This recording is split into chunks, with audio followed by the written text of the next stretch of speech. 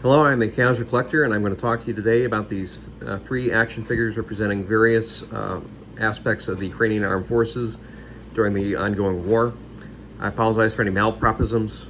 Reliable sources state that I can barely speak the English language, and I am likely going to mispronounce some names or words here, so I apologize. These three figures represent respectively Alexander Matsevetsky, a Moldovan-born Ukrainian, served with the Territorial Defense Forces before he was executed in the Battle of Bakhmut. A Territorial Defenses fighter from the start of the war, and Ruslan Zubarev, who was better known as the Predator from the 92nd Mech Infantry.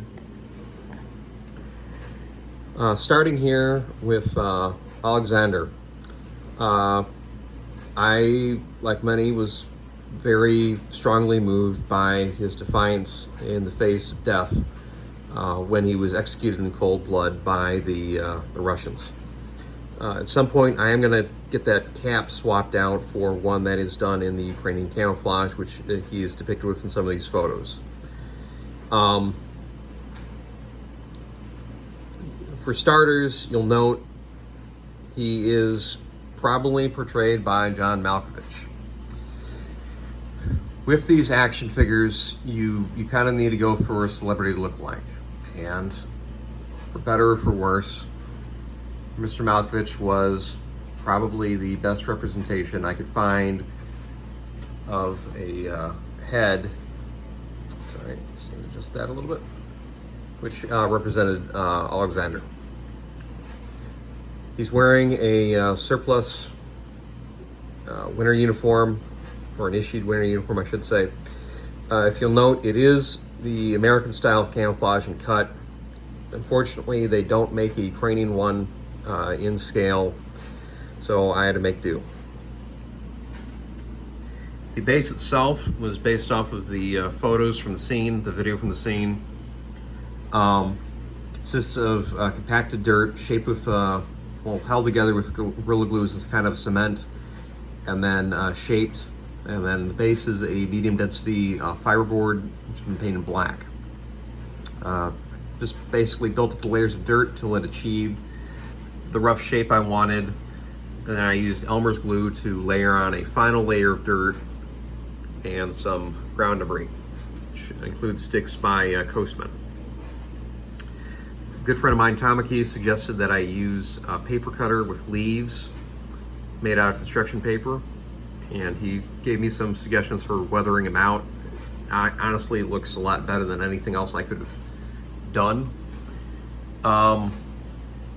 And weathering effects were achieved by basically just taking some dirt, getting it a little wet, and just kind of rubbing it on the surface.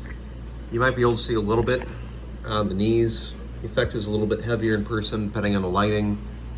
But he had a good layer, leaves, sleeves, elbows, and on his butt.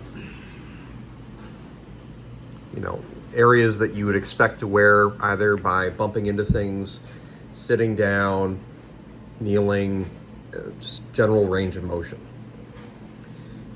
I tried to make this as accurate as I could from what I've got, and I tried to get him right and kind of get the look or the feel of the defiance, and just get the scene right to his final stand, staring death in the face and telling them in not so many words to go to hell. Slava Ukraini. He went out like a hero, and I tried to capture that. Our Territorial Defenses fighter here is sort of the idealized version that I had of the militia guys at the start of the war, the sort of the National Guard of the Ukrainian army. I took a desk flag, I stuck a little bit of wire in the edges of it to kind of create the flapping effect. His gear is very basic, just a simple chest rig, a little radio, a little tourniquet, and a bit of cloth wrapped around his arm for identification purposes, which is something we still see. On his back, let's see if I can move this a little bit. He is carrying an AKSU, so it's AK-74 SU. So AKS-70. I'm not a gun guy, I apologize for butchering that, but it's basically the submachine gun version of an AK-74. Let's see here.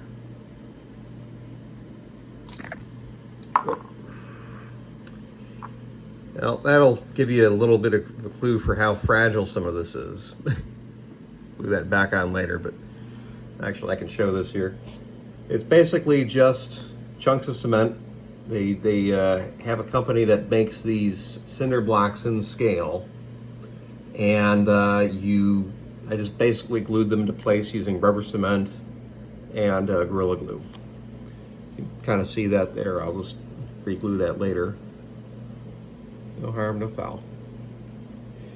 But that is a big reason why he is here at home as opposed to at the office where he had been on display for several months. It got to the point where the cleaners kept on knocking him over, and kind of stuck some pegs on in the boots a little bit to kind of get into the cement to kind of get him steady, but he's just going to be staying at home. He was just too fragile for the office. They just kept on knocking him over, and I didn't want any damage to the head or the body and whatnot.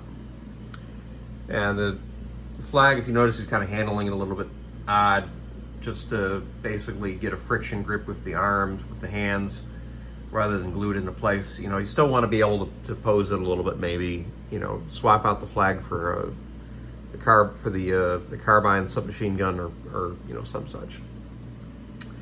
Lastly, this is a work in progress, is the Predator. That video was so badass, I wanted to duplicate him. And this is kind of where we get into the weaknesses of the hobby. It's like the uniform not being necessarily correct. They don't make Ukrainian gear in scale. So all of this is American gear. It's an American Cry uniform, jacket, and the vest is a, I want to say it's a Scarab LT, but it's not necessarily correct for what he would be using. He did have some photos posted online, so I was able to get a decent job of duplicating the belt setup. So we'll look at it a little bit here. But if this was actual, you'd be having a lot of MTAC gear and an MTAC vest and MTAC pouches, but they don't make it, so I am not going to pay a tailor a couple $100 to sew a new one, just like how we've got the John Malkovich head, just because I'm not going to pay $300 to $400 to get a decent sculpt done up like that.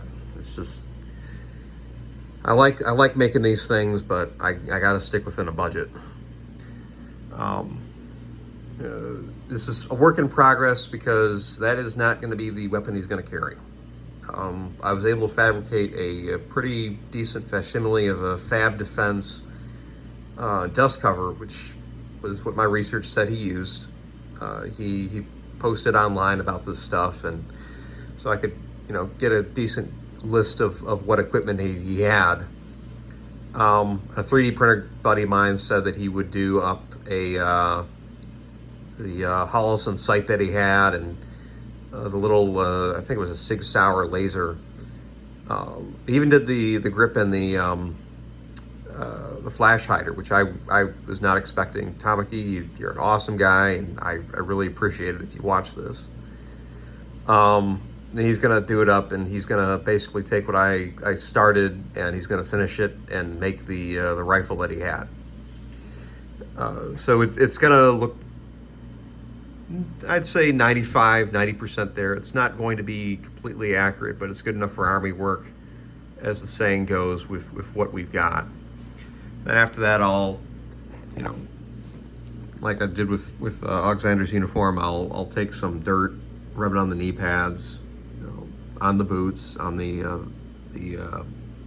hems of the pants, and the sleeves, elbows, the usual spots where you'd expect to have dirt, on the butt, sitting down, and just make sure that he looks like he's been in some fighting. The idea behind this was I took a look at some video of a trench scene, and I decided to duplicate it. I took some of those Coastman sticks, I said just Elmer's and dirt.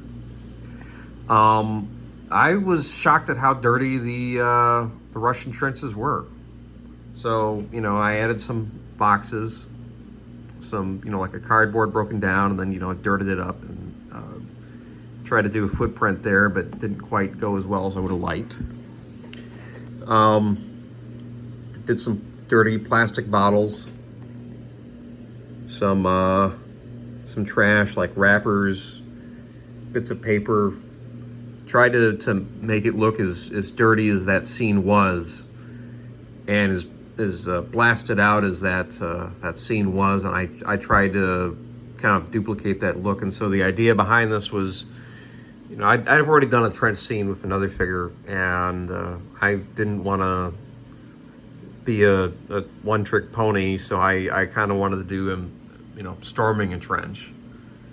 And I like to think that it looks good. I like to think that I tried to get, like I said, with Alexander Matsevsky's, trying to capture the feel of this guy, Ruslan, and his feat of bravery there. In answer to some other questions about these from some of the comments that I was seeing on the guy who stole my my content, unfortunately, they don't really make Ukrainian action figures. This is kind of you gotta kind of make your own. You gotta modify your own. If you can find a tailor to do up the uniform, that's great. It's usually pretty expensive. Or you can just try to find something that's kind of close to what the gear looks like. I've got some theories on that, whether that's Chinese manufacturers who are concerned about their market not buying these. They still do buy Russian figures. And Damn Toys is making a Kursin figure for the SOBR of Russian Spetsnaz. I'm not happy about that, but that is what that is. Or it's just a matter of the designers themselves don't necessarily have that big of an interest in the Ukrainian military. So I'd encourage anybody else. Miguel Terevez has done some excellent Ukrainian figures as well.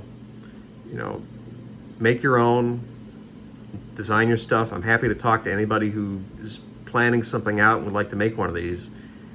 Just give my advice or point you in the direction of somebody who would be more than happy to take a commission for one of these. Miguel is great. I really recommend him. I'm happy to give you his information to contact him, but I am not doing commissions except for, if you look in the background over there, units, folks who are related to Max Sog, or the veterans themselves. Those are the only guys that I really take commissions for, and only then for family members. Otherwise, I'm happy to give you some advice on somebody.